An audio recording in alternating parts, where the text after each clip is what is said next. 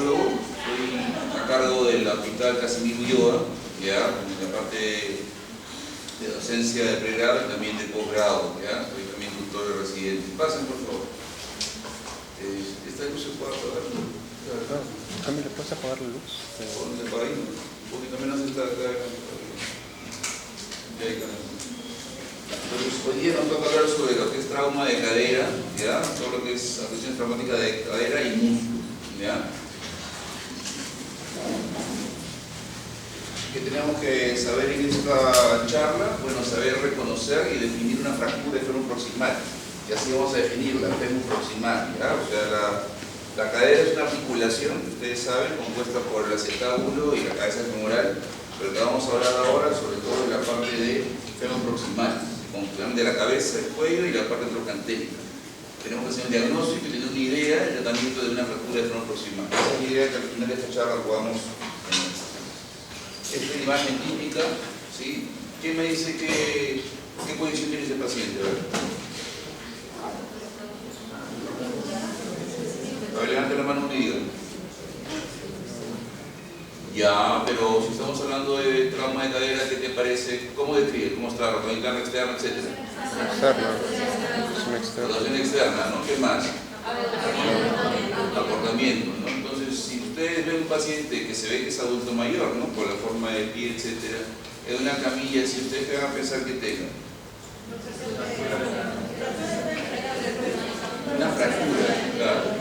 En adultos mayores, la posición, después vamos a ver eso también en ilustraciones de cadera, también es el siguiente tema.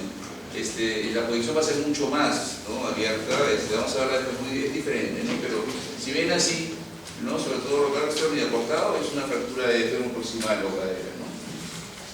Entonces, fémur proximal son aquellas, ¿no? Pongo acá cadera, pero realmente hablemos de esto, ya es una proximal. Cadera, le vuelvo a repetir, es una articulación, no es un hueso. Ya son aquellas que se producen en epífisis y metáfisis, es una proximal. Epífisis hablando de la cabeza, cuello, y metáfisis la zona trocantérica. Baja energía en adultos mayores, ¿sí? Y alta energía obviamente en jóvenes.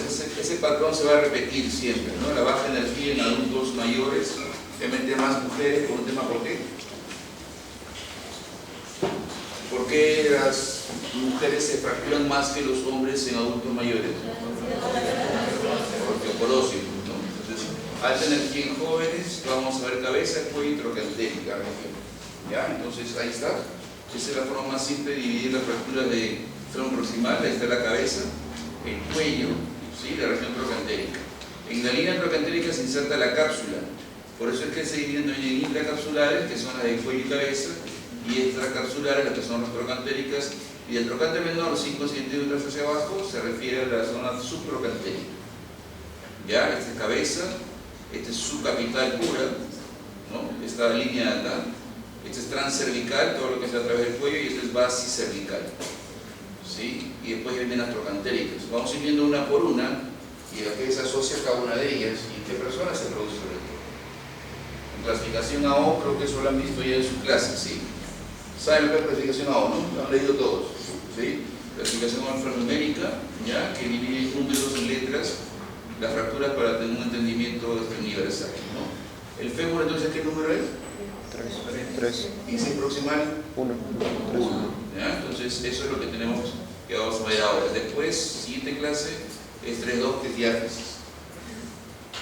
Ahora, en 3.1, ya vamos a ver, pues, la región trocantérica, que es el A, la región del cuello, que es B, y la región de cabeza, que es C. Entonces, 3.1A, estamos en la región trocantérica, 3.1B de cuello y 3.1C a nivel de la cabeza. ¿Ya? Entonces eso también tienen que irlo repasando. ¿Ya? Vamos a ver primero lo que son fracturas de cabeza femoral, que son evidentemente mucho más raras porque se asocian a ¿qué? A luxaciones, ¿no? Es mucho más frecuente una fractura de fémur proximal en adultos mayores que una luxación en un adulto joven, ¿no? Pueden ser tipo avulsivas. ¿Qué es el término avulsivo? ¿Quién sabe qué es la avulsión? Eso en traumatología hay un término que hay una fractura por avulsión, ¿qué son? Por arrancamiento, ¿no? El lugar donde se inserta un ligamento o un tendón, por ejemplo, arranca el fragmento de hueso donde se inserta. hundimiento y fragmentadas. Entonces son esos tipos de fracturas que vamos a ver a nivel de la cabeza femoral. Entonces, por ejemplo, ¿no? Acá ven evolucionada por el ligamento redondo. Se evoluciona un fragmento pequeño o mayor, hundimiento. Ven aquí, hay una zona representada como un hundimiento y aquí hay una fragmentación de la cabeza. Ahí están las evoluciones pequeñas, más grandes. Los hundimientos dependen en qué parte sea, ¿sí? Si en la parte superior, posterior, etc. Se hunde la cabeza. Y sí se asocia a veces a una también evolución. Por último, las fragmentadas, ¿sí? Son las que son más complejas, ¿no? Evidentemente, a veces un fragmento pequeño, como este de aquí, probablemente a veces queda tratamiento conservador. Si son más grandes, a veces hay que hacer reducción con tornillos o retirarlos, a veces son pequeñitos. Pero estos ya son más complicados porque hay hundimiento y más aún si hay fracturas. Entonces siempre se asocian a luxaciones, tanto anteriores como posteriores, ¿no? Que hace que la cabeza golpea con el acetábulo, ¿no? O sea, en la parte anterior o posterior, y ese golpe produce el hundimiento, produce la fragmentación, se rompe, o la aducción en este caso. ¿Ya? Entonces, vamos a ver en pacientes jóvenes, ¿no? Porque una luxación es casi imposible que sea un adulto mayor, ¿no? Siempre, ante un mecanismo de energía, un accidente de tránsito, por ejemplo, el adulto mayor va a sufrir una fractura antes que una luxación. ¿Ya? Entonces, esto vamos a ver en pacientes jóvenes, siempre jóvenes. Aquí ven, ¿no? Bueno, ahí está una radiografía, ¿sí? Y acá está un fragmento de cabeza que se retira y se colocan con tornillos. Al final tenemos esos tornillos que van a la ceja posterior del acetábulo y esto que van al fragmento de la cabeza, ¿no? Que ya está reducido. Si son fragmentos grandes, se puede hacer la reducción. Reducción entendemos por qué. ¿Cómo decimos? ¿Cuándo yo digo que hago una reducción? ¿Qué significa?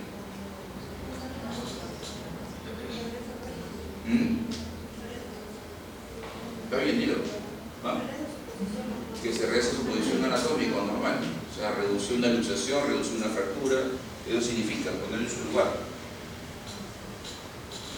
Bueno, las fracturas entonces, esto es un poco de epidemiología, ¿no? La mortalidad es muy alta en fracturas de frenum proximal, sobre todo hablamos de adultos mayores, ¿no?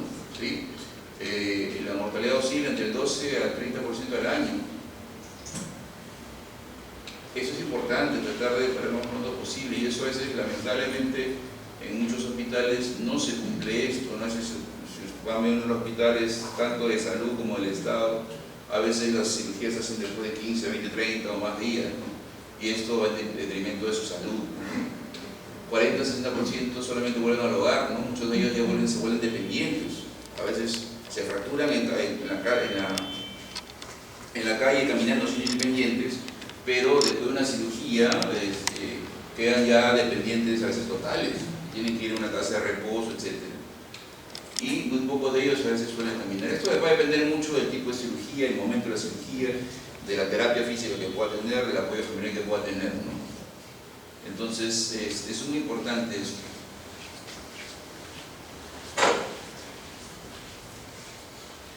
La fractura del cuello femoral, lo vamos a hablar ahora, acuérdense en cabeza, entonces asociada a luxaciones de cadera. La fractura del cuello, sí, son generalmente por osteoporosis, ¿no? Como hemos hablado, son por mecanismos de torsión, ¿ya? Que quiere decir que el paciente camina, ¿no? Y se engancha el pie con algo y gira, fuerza, y ahí se rompe parado. El paciente se rompe parado el hueso porque gira el cuerpo y el miembro inferior está fijo. Donde es lo más débil, que es el cuello, se rompe. ¿Ya? Entonces, mecanismo indirecto, no es por golpe. ¿Ya? Ninguna fractura del cuello femoral es por golpe, es por torsión, por un mecanismo indirecto. ¿Ya? Y todas son de manejo quirúrgico. Todas las fracturas de frenum proximal, enfermedad cadera, deben operarse sí o sí, sea la edad que tengan. A no ser que el estado físico no lo contraindique. Si tiene una insuficiencia cardíaca muy severa, que la anestesia no la va a aguantar, etc. Pero si no, se deben operar todas, tengan 100 años, 105, etc., para darle calidad de vida. Y es lo que uno quiere dar a personas, a cualquiera de más, en los últimos años de una vida que uno pueda tener. Importante esto, ¿no? La vascularidad, ¿sí? La parte ligamentaria, eso sobre todo en la parte de lo que son luxaciones, y esto es cuando son fracturas del cuello, ¿sí? ¿Qué consecuencias por ejemplo una fractura acá, hablando de lo que es vascularidad? Necrosis vascular, ¿no? Entonces ahí vemos, por ejemplo, en fracturas, ¿sí? Y o también después vamos a ver luxaciones, también, que es una consecuencia o secuela, podría ser una complicación tardía de una necrosis vascular de la cabeza femoral. Y lo otro, a veces hacemos la osteosíntesis, ponemos X tornillos, placa, etc. Y la cabeza se necrosa en el tiempo. También puede pasar eso. Y lo otro es que no pegue, que no consolide. ¿Cómo se llama cuando un hueso no consolida?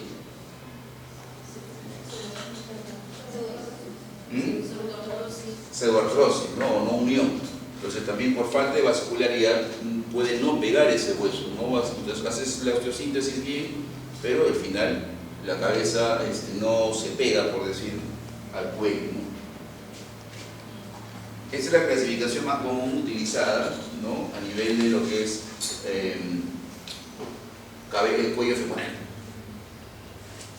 Cuello femoral, la expresión de Gardner. Esto acá es Gardner, ya como leen aquí también acá abajo, ¿ya? Si vemos, ¿no? ¿Cuál es el ángulo natural o normal entre el cuello y la diáfisis? 135, ¿no? Está bien, esto es lo natural. Si tenemos más, ¿cómo se llama? Cadera. ¿Cómo? Valga. Si es más de 135 es valga. Si es menos de 135, ¿no? Vara. ¿Ya? Entonces cadera, valgas o varas. Va a depender entonces, esta fractura, por ejemplo, de cuello, esta es una similitud de lo que son las trabéculas, ¿no? La forma como se disponen las trabéculas a nivel del cuello y cabeza. Entonces, si vemos acá viene hacia arriba y después se va hacia atrás, o hacia más arriba, por decir. Es una fractura impactada. Si ustedes ven, es como que el helado se introduce en el barquillo, ¿no? Hace este movimiento, se impacta, ¿no? La cabeza, pero se impacta hacia atrás, ¿no? O hacia lateral, por decir, hacia el valgo. Entonces es una fractura impactada en valgo. Ese era el número 1 en la clasificación de Gardner, ¿ya? Fractura de cuello femoral impactada en valgo, ¿ya? El segundo grado es una fractura completa pero no desplazada. Ven que siguen las trabéculas en su lugar. El segundo grado es una fractura no desplazada, completa pero no desplazada. El tercer grado ya viene a ser menos del 50% de desplazamiento, más del 50%. Entonces esto va a depender mucho del pronóstico, ¿no? Evidentemente una fractura así, el pronóstico va a ser mucho mejor que este de acá, por donde va vascular sobre todo. Acá la vascularidad se puede alterar, aquí también, pero acá mucho más. Entonces, tenemos la fractura ya, ¿sí? Sea en adultos, en jóvenes, clasificada, ¿ya? Clasificada. Tratamiento quirúrgico es siempre, ¿ya? Como hemos hablado.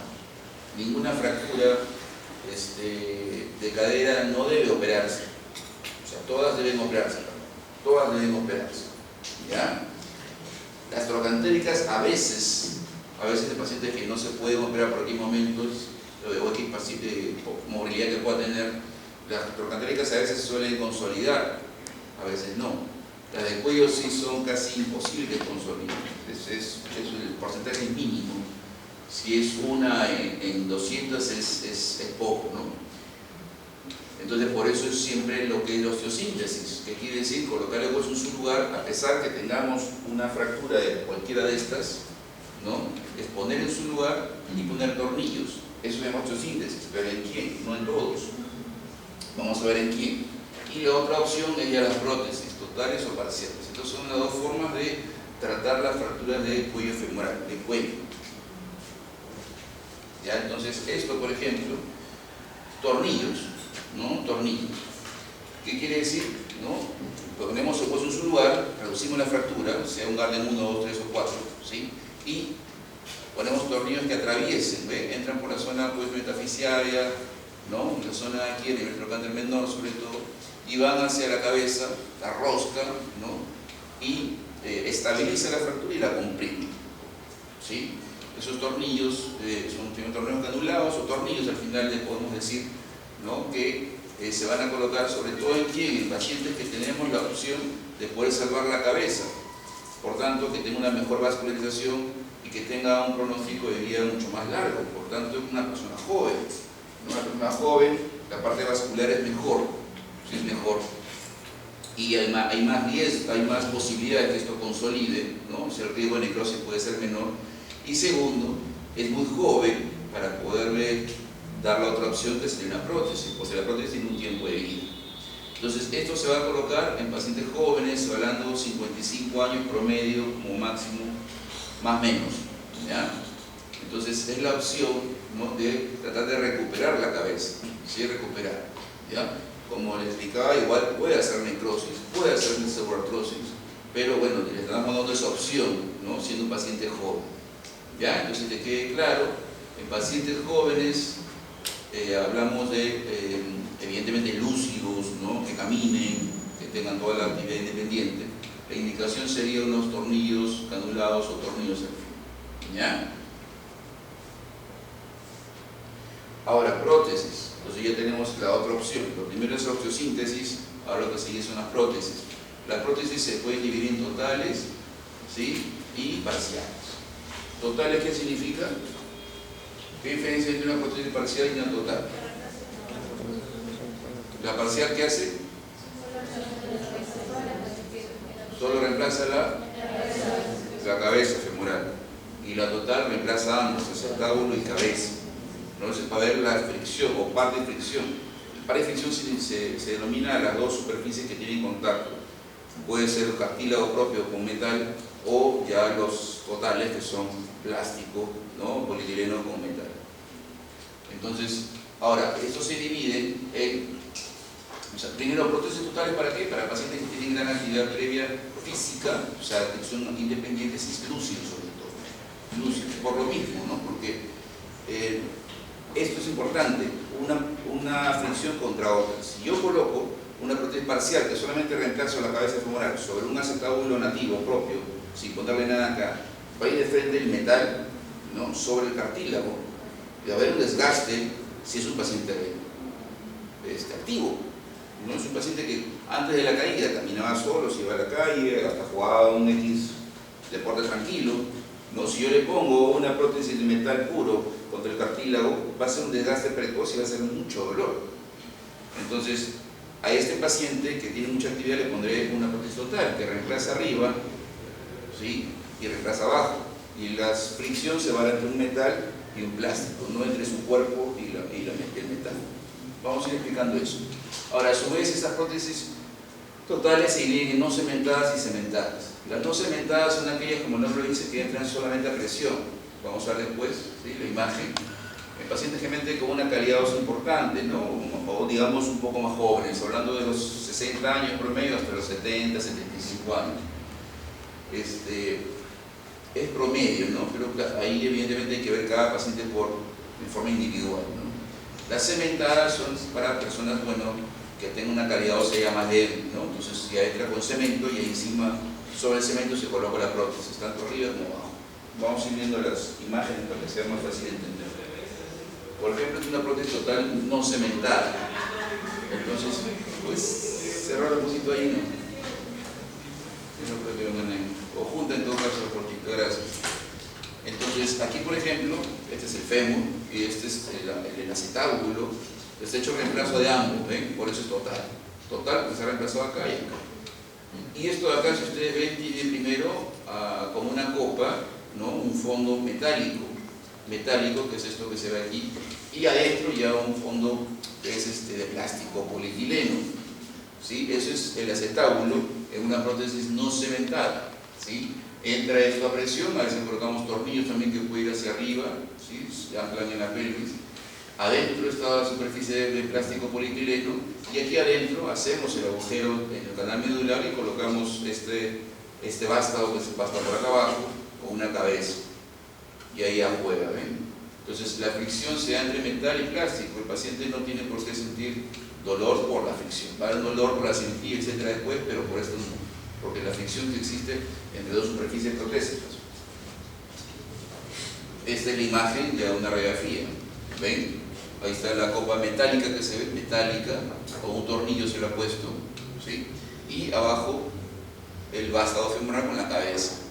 Adentro un plástico que no se ve, en la radiografía no se ve porque es plástico, es polietileno.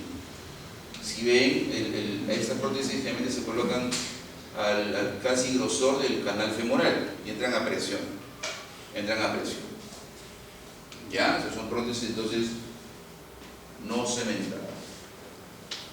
Ahí otra imagen que es lo mismo, ¿no? Ven la copa metálica que va aquí con agujeros para colocar los tornillos adentro, y después la copa, en todo caso, de polietileno. Esto es cerámica, que también existe. La cerámica también es una sustancia que se utiliza para pacientes más jóvenes porque tiene mayor resistencia. Puede ser cerámica aquí, cerámica acá, o solamente cerámica aquí y plástico.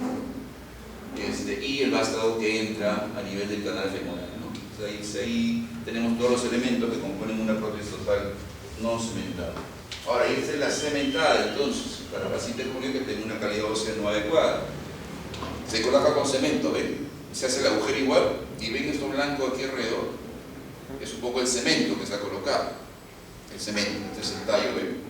Y esto ancla aquí en la zona, pues, del trocánter menor. Y arriba, ¿no? Vemos la cabeza así, y vemos alrededor algo más, de menos densidad, que es el plástico, y algo de más densidad, que es lo que está alrededor, que es el cemento, ¿ven? Acá hay cemento, ¿no? Y acá hay plástico. Entonces se limpia bien, ¿no? El acetábulo, se saca todo el cartílago con aparatos especiales, ¿no? Y se coloca cemento y ahí se pone esta copa de plástico, polietileno. Entonces esto es para pacientes que tienen una calidad ósea no adecuada, promedio en edades 75, 80 a más, ¿no? Son promedios, ahí después vamos a hacer un resumen, pero promedio de las edades. Entonces eso permite que el paciente se movilice, no se movilice y hace un dolor, ¿no? Para fracturas se utiliza esto, sí. También se puede utilizar para artrosis, pero el tema de hoy día es fracturas.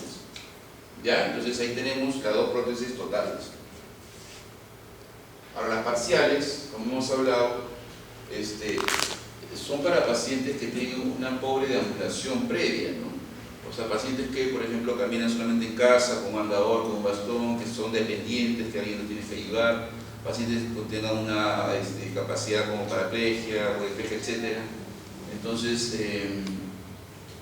aquí colocamos una prótesis parcial, que es esta.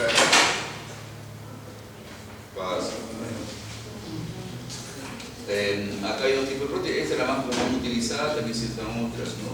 Y ustedes ven que tiene el tamaño de la cabeza casi original de la que se saca del paciente, ¿sí? Igual va con cemento, ¿sí? Y esto va directamente hacia el acetábulo.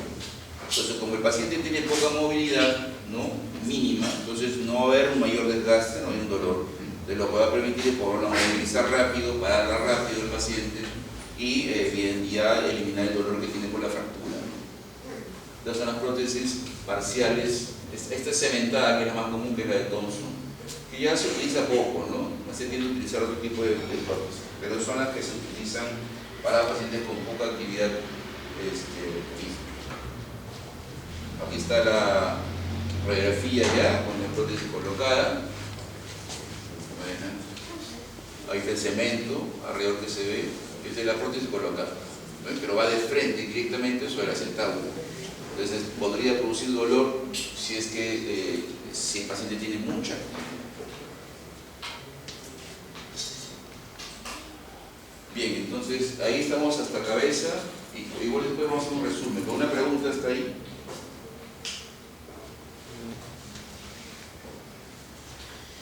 Entonces seguimos con fracturas trocantéricas, ¿ya? En AO sería 3-1A, acuérdense, ¿sí? ¿Sí? 3-1A. Ahora, va a depender del tipo de trazo, cómo se va a clasificar, ¿sí? Tenemos el 3-1A1, esto de acá, que es una fractura simple, ¿ven? Un trazo simple, ¿ya? Cuando un trazo multifragmentario con varios fragmentos o compromiso en la parte lateral, en la pared lateral, es una 3-1A2. Y la 3-1A3 es cuando el trazo se denomina inverso o reverso, en todo caso, que es un trazo que comienza a nivel del trocánter menor y se va hacia lateral o hacia abajo, o sea, hacia distal. No compromete el trocánter mayor. Entonces 3-1A1, simple, 3-1A2, fragmentada, 3-1A3, trazo inverso. ¿Ya? Ahí está, bueno, algunos subtipos. Los inversos, como ustedes ven, trazo simple, trazo fragmentado, Bueno, siempre en la fractura puede ser proximal, primero en la anamnesis, ¿no? De cualquier fractura tenemos que preguntar o bien al paciente o a veces al familiar que traiga al paciente o al que tenga a veces viene una casa de reposo, el enfermera, el técnico, etc. Lo que hemos hablado, dolor, rotación externa, acortamiento, es lo típico de la primera imagen que habíamos visto, ¿no? La radiografía siempre pelvis y cadera, ¿sí? Cadera afectada y pelvis para ver comparación, para ver esta cadera cómo es como la otra y tratar de dejarla igual, misma altura, misma ángulo, etc. La tomografía nos sirve para ver a veces fracturas que no son muy evidenciables en una radiografía o que tengan cierta fragmentación. La resonancia es para ver sobre todo partes blandas, no es un estudio inmediato que nos ayude a ver un trauma, ¿no? Si tenemos dudas diagnósticas pedimos siempre tomografía, ¿ya? Aquí ven, es una tomografía, se pide porque hay varios fragmentos, ¿ven? Es un fragmento de una trocantérica, ¿no? Con compromiso pues sería una A2, una 3-1-A2, ¿sí? Entonces, bueno, un trazo muy largo, ¿no? Pero el trazo principal es trocantérico aquí. También hay evolución trocante mayor acá. Entonces, la tomografía nos ayuda siempre. En este caso, es una imagen que le he sacado de otro lado. Este es un paciente que viene con dolor a nivel caída, dolor a nivel de la cadera del lado derecho, ¿no? Tiene examen positivo, o sea, tiene dolor a las rotaciones, no hay acortamiento, no hay rotación nada, pero sí hay dolor. Entonces, bueno, aquí dicen, bueno, debe ser una esguince, partes blandas, entonces vamos y le pedimos para ver partes blandas, que es una resonancia, y se ve aquí, una fractura, ¿no? A nivel trocantérico, ¿no? Un trazo aparentemente simple, ¿sí? Que acá en las radiografías a veces poco se ve. Pero en la clínica, probablemente si le hubiéramos tomado una tomografía, sí se hubiera visto. Entonces, seamos siempre lo que primero es la clínica, ¿ya? Si el paciente tiene dolor, tiene el antecedente, tiene la edad o no la tenga, pues, si es un adulto joven, un accidente de alta energía, si es un adulto mayor, caída a nivel. Entonces, siempre tengamos la idea, si hay dolor, debe tener algo, y descartemos todas las posibilidades. No se puede ir a su casa así, ¿sí? No se puede ir a su casa así, ¿ya? Entonces, veíamos tomografía, que es lo que el estudio que generalmente en la gran mayoría de hospitales se tiene a mano, ¿no? La resonancia sí no se tiene. Bueno, entonces ya tenemos la fractura trocantérica, generalmente son por caídas, esas sí generalmente pueden ser por golpe, ¿no? Las que son por torsión son de cuello, cabeza, con esa luxación, y trocantérica sí por trauma, ¿ya? Entonces acá tenemos varias formas de tratarlo, ¿no? Uno es esto de acá, que se llama DHS, viene del inglés de Sistema Dinámico de Cadera, ¿no? ¿Qué es esto de acá? Generalmente para fracturas simples, un trazo simple, que es lo que se puede colocar, ¿no? Se coloca el hueso en su lugar, que se hace la reducción, ¿sí? Y se pone un tornillo largo, grande, que va hacia la cabeza, grueso, adosado a una placa con tornillos. Entonces ya recupera el ángulo, que son los 130-35 grados, y se mantiene en el lugar. Que se llama DHS, ¿ya? Pero idealmente para fracturas estables, ¿no? Fracturas estables, ¿ya? Ahí tienen, ¿no? Se ha colocado, bueno, es una tipo A2, pero igual se ha colocado, ¿sí? Pero lo ideal es para, si en caso tenemos la opción, bueno, en hospitales a veces esto es más cómodo, más barato, por eso colocamos para tipo A1 y A2 este tipo de fractura, este tipo de sistema que es el DHS, ¿sí? Entonces, ahora otra opción, si tenemos ya ese trazo que es el invertido, ¿no? Que son las A3, ¿no? Yo no puedo colocar acá ese clavo porque no me estabiliza la fractura, o sea, el anterior, ¿no? Que es el DHS. Entonces se coloca un DCS, que es esta imagen de aquí. Esto de aquí, ¿ven? Entonces, la fractura es aquí que tenemos.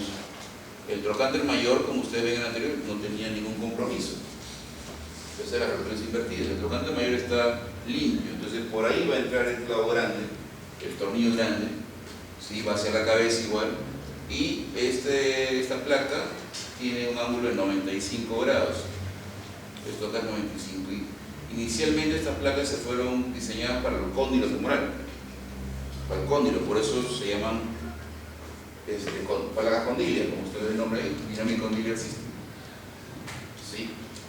Pero también se debe ver que puede utilizarse para la fractura de freno proximal tipo trazo invertido. Entonces, ese es el DCS que podemos utilizar para fracturas A3, ¿sí? Troncantéricas tipo A3 o trazo invertido. ¿Sí?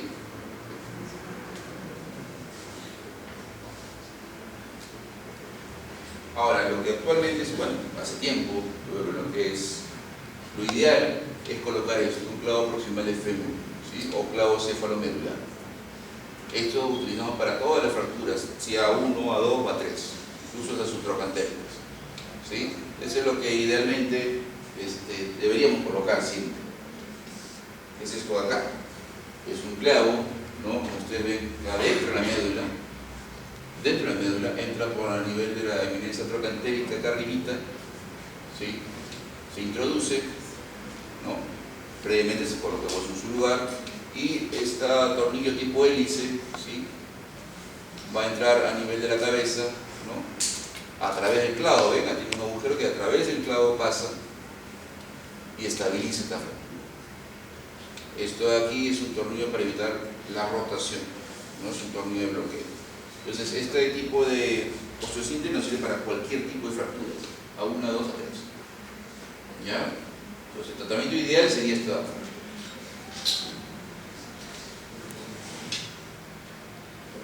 Aquí, es un clavo también, pero con otro sistema de fijación en la cabeza, que son dos tornillos.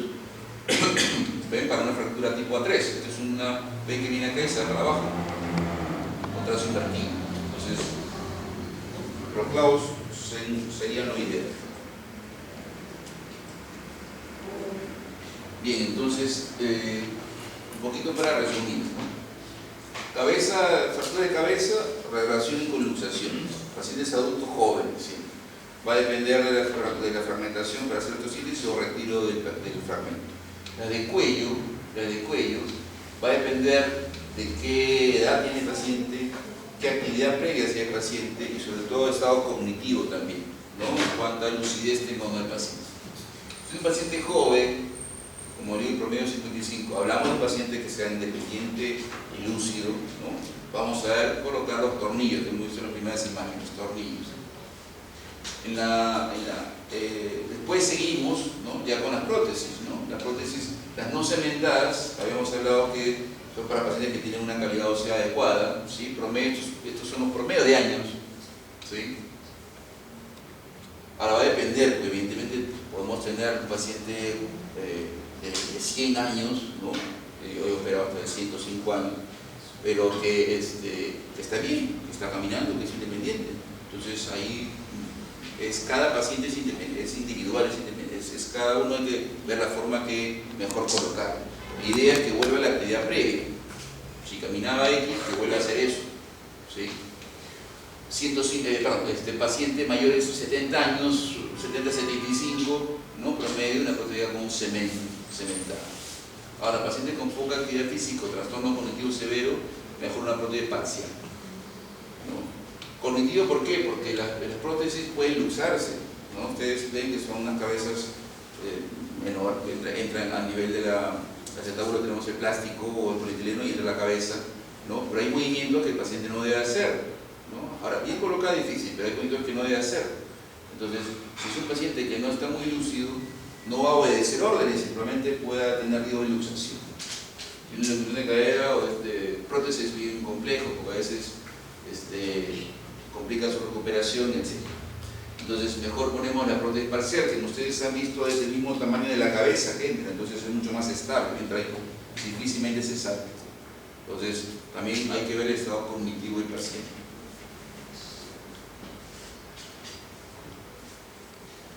Las fracturas troncantéricas, entonces habíamos hablado, ¿sí?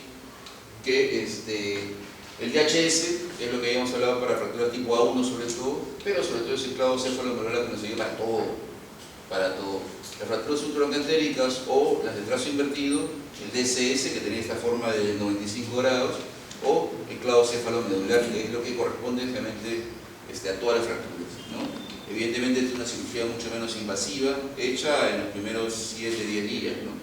Con pequeños cortes, y se hace siempre bajo visión de rayos X, ¿no? Arco en seco.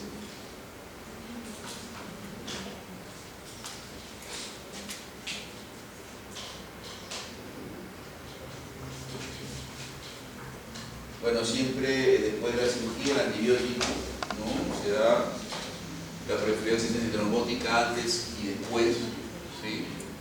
¿Por qué damos profilaxis antitrombótica? ¿Qué riesgo puede tener el paciente? ¿Para qué damos esto de acá? ¿Qué complicación puede tener pre, incluso la cirugía y post?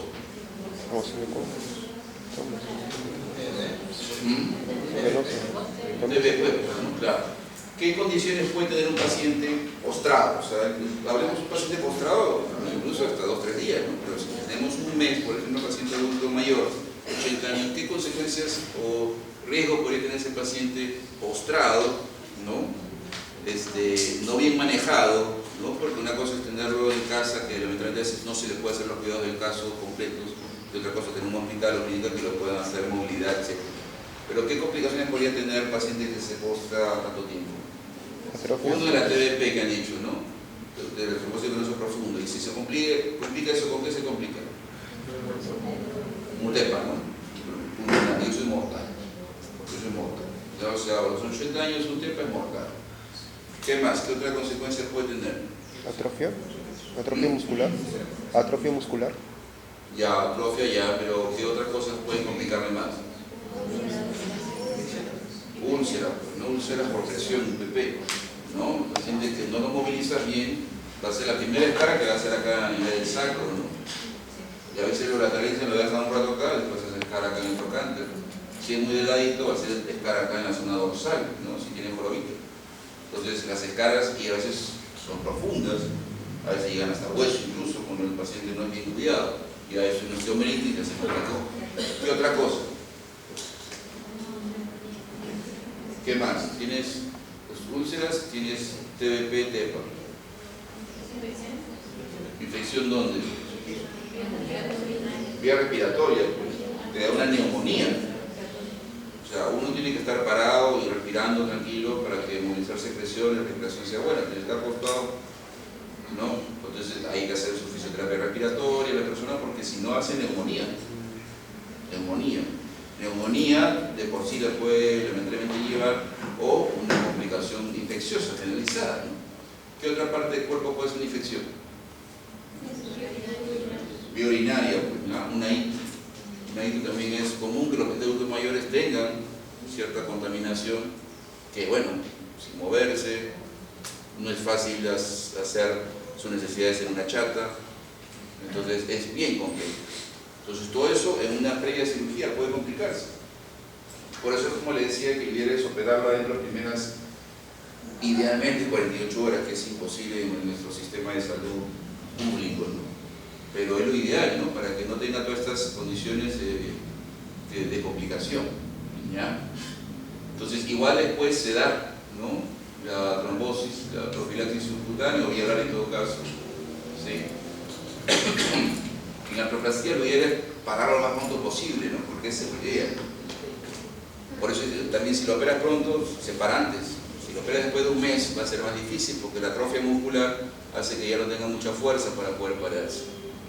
¿Ya? Entonces, cuando es osteosíntesis, ya va a defenderlo. Puedes movilizar al paciente sí, si le pones un clavo, por ejemplo, una DHS, puedes por tornillos movilizarlo, pero probablemente todavía no pisar, ¿no? Porque hay que esperar un poco que el hueso consolide, ¿no? Porque hay que esperar que el hueso tenga su proceso. Entonces son condiciones que al final hay que tener en cuenta siempre, ¿no? Complicaciones, heridas, pues, ¿no? Superficial o profunda, que eso ya es más complicado. La infección profunda puede llegar a la prótesis, y ahí sí es más complicado, ¿no? Porque hay que retirar la prótesis, es algo bien catastrófico para lo que es el paciente, ¿no? Complicación mecánica, uno pone el clavo, el tornillo bien, y al día siguiente el paciente se paró. No ha consolidado el hueso, entonces los tornillos pueden moverse, aflojarse. luxación, como les decía, ¿no? Entonces esto es a veces por pacientes que no tienen buena condición cognitiva y no cumplen órdenes y hacen posiciones que no se deben, ¿no? Y trombosis, que es otra complicación también que puede darse, ¿no? Esto se maneja con antitrombóticos. Esto va a depender del cuidado que el paciente tenga posoperatorio, eso también, ¿no? Y esto, bueno, los factores varios, ¿no? A veces hay, por eso es que se trata del paciente operarlo entre comillas limpio, ¿no? Si viene un paciente con una ITU, se le da tratamiento por lo menos 2 o 3 días antes, un buen antibiótico antes de hacer la cirugía. Si es emergencia, si es fractura, si es una artrosis, hasta que el cultivo salga negativo, ¿sí? Pero siempre se le da antibiótico previo y si hay una infección se debe controlar. Con una neumonía activa no se puede operar a un paciente, ¿no? Entonces, a veces por eso los pacientes demoran más en operarse. El paciente tiene que estar limpio, porque esa infección oculta a veces, ¿no? Una ITU a veces asintomática puede infectar el hígado, infectar profundamente, a veces por sangre va la bacteria y hace la infección. Entonces siempre hay que tener en cuenta todas estas complicaciones. Bien, entonces una pregunta con respecto al primer tema, que es fracturas, ¿no?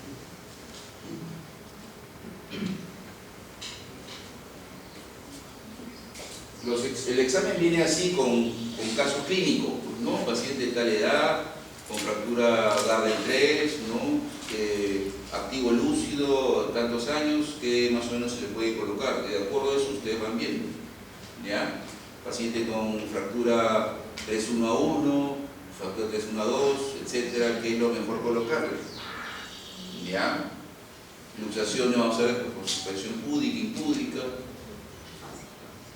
¿Sí? Entonces, todo eso, así son como casos clínicos, son los exámenes. Este miércoles, ¿no? Sí. Ya, pues, preguntas sobre ese tema. Entonces seguimos con luxaciones traumáticas, ¿ya? Traumáticas de cadera. Acá si hablamos de cadera porque la luxación es una articulación. Estamos hablando de una articulación, un hueso no se luxa. Lo que se luxa es una articulación, se sale el hueso de la misma articulación. En este caso, siempre las luxaciones se van a definir la dirección de acuerdo al hueso distal. ¿Ya? Si es una luxación anterior de hombro, porque el húmero que está más distal a la escápula se sale para adelante. Si es de rodilla, anterior sería. Si una luxación anterior de rodilla, ¿qué hueso se fue para adelante o para atrás? La tibia se va para adelante, pero se llama luxación anterior de tibia. Y así. Por eso la luxación de cadera, vamos a decir anterior, si el fémur se va para adelante, o posterior se va para atrás, el fémur. Siempre hueso distal. Igual acá la parte vascular siempre es importante, ¿no? Porque igual existe ¿es una emergencia o no la luxación? Sí. Es una emergencia. ¿Qué otras emergencias conocen en traumatología? Luxación 1. Fractura expuesta. Fractura expuesta. Séptica. Fractura expuesta. Fractura de pelvis, ¿no? Que tenga corrupción hemodinámico, ¿no? ¿Sí? Entonces, eso es una emergencia, porque si no, ¿qué pasa esto? Por una necrosis, ¿no? Si yo lo dejo, pues 1, 2, 3, a veces hasta días, ¿no?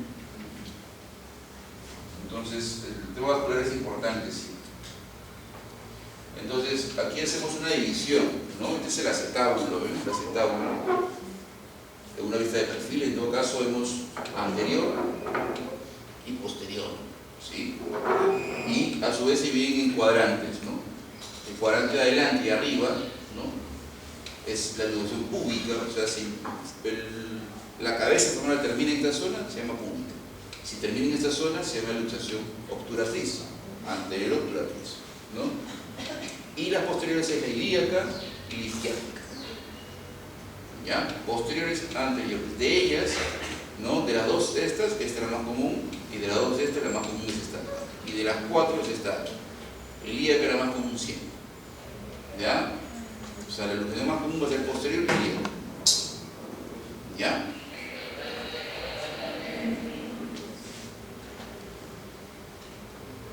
Esto, por ejemplo, es una luxación. ¿Cómo se llama? Luxación.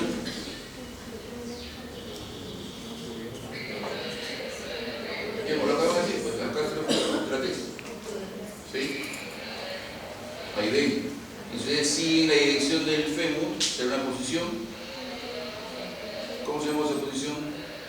anterior, ¿cómo se llama? ¿Está así el fémur o está así? ¿Ah?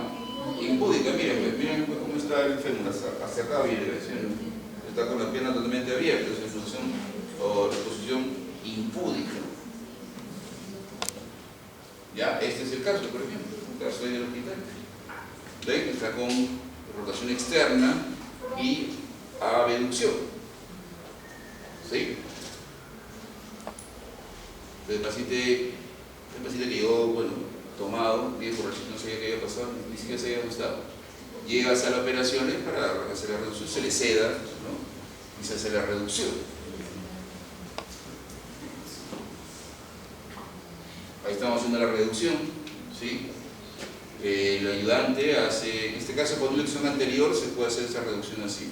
Pasamos una sábana, ¿no?, debajo, tracción del ayudante y, bueno, el que hace la reducción tracciona y puede hacer rotaciones interna o externa. Con eso tiene que reducirse la luxación. ¿Sí?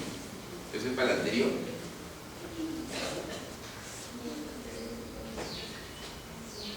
Para la posterior, ese es el mecanismo más común. ¿Sí? El paciente es un piloto, copiloto, pasajero, ¿no?, colisión frontal, ¿no? Entonces, y golpea la rodilla contra el asiento, contra el tablero anterior, y la fuerza axial hace, ¿no?, que se vaya para atrás, ¿no? Todo esto para atrás. Por eso los pacientes jóvenes, porque es un paciente adulto mayor, no creo que se fracture el fémur dificial o el fémur distal. Entonces hace esto, se luxa hacia posterior, que es lo más común siempre que vamos a ver. Ya, choque directo sobre rodilla, estando la cadera de flexión es de 90 grados, ¿no? Estoy sentado, se sale para atrás, ¿no? Ahora, si yo estoy con la pierna abierta, probablemente se salga para adelante, va a depender justamente, como dice ahí, que esté cadera y aducción, en posición neutra, algo así. Pero va a depender en qué posición estoy sentado, en qué posición ocurre el accidente. Aquí, esta es una luxación que posterior, claro, y ven inverso, miren el lado derecho. El lado derecho es el luxado, ¿no? Entonces está en posición púdica, está acortado, acortado, ¿no?, rotado interno, aducido, ¿sí? Es una luxación posterior eso de cadera. Ya, probablemente golpe en la rodilla, ¿ven? Por eso si golpe, ahí golpea y se va para atrás. Pero una herida ha tenido el paciente, ¿no? Entonces, generalmente se le baja al piso para hacer la reducción, porque hay que hacer movimiento, en este caso hay que como que subirse casi encima del paciente. Vamos a ver después las imágenes. Entonces, ¿eso es una reducción anterior o posterior?